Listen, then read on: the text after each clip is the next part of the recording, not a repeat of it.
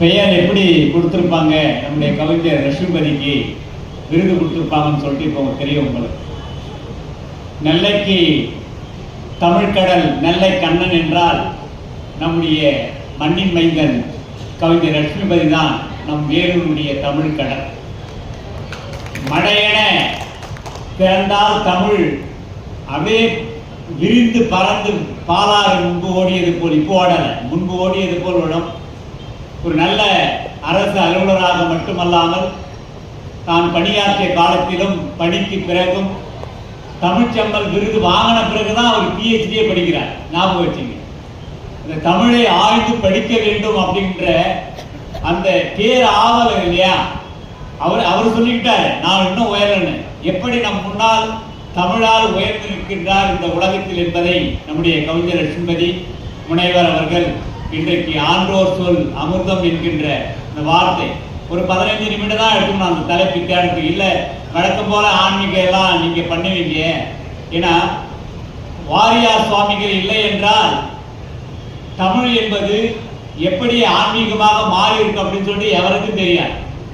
வாரியார் சுவாமிகள் மட்டும்தான் தமிழை அறிவாற்றலுக்கும் ஆன்மீகத்திற்கும் எடுத்து சென்ற மிகப்பெரிய தமிழ் அறிஞர் இந்த உலகத்தில் நான் அறிந்த அறிஞர். ஏன்னா அப்ப நான் NS ஸ்டூடெண்ட், அவருக்கு பணிவிடை செய்வது நான் என்ன ஸ்டூடெண்டா இந்த கோட்டையில் இருக்கின்ற கோவிலை புதுப்பிக்கின்ற போது அவர் கோவிலுக்குள்ள கருவறையில விடல. ஞாபகம் வச்சுங்க,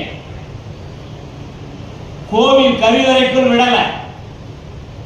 நான் கருவறை காண வரவில்லை, என்னை தேடி வந்திருக்கின்ற தமிழ் மக்களை நான் காண வந்திருக்கிறேன்னு சொல்லிட்டு போலீஸுக்கு ட்ரைனிங் பெற அந்த கிரவுண்ட் நின்று அவர் உரையாற்றி போனார். அவருக்கு தொண்டு செய்தவன் நான்.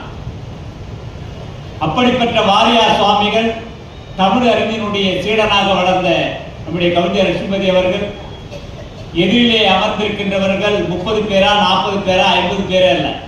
தமிழனுடைய மாண்பே அதான். தமிழுக்கென்ற ஒரு தனித்துவம் இருக்கிறது. நீ அருந்தினாலும் அருந்தாவிட்டாலும் தமிழ் கடலென பறந்து விரிந்து கொண்டே போயினே. நீ அள்ளி குடிச்சுக்கிட்டா குடிச்சுக்கோ, குடைச்சிக்குவேன்.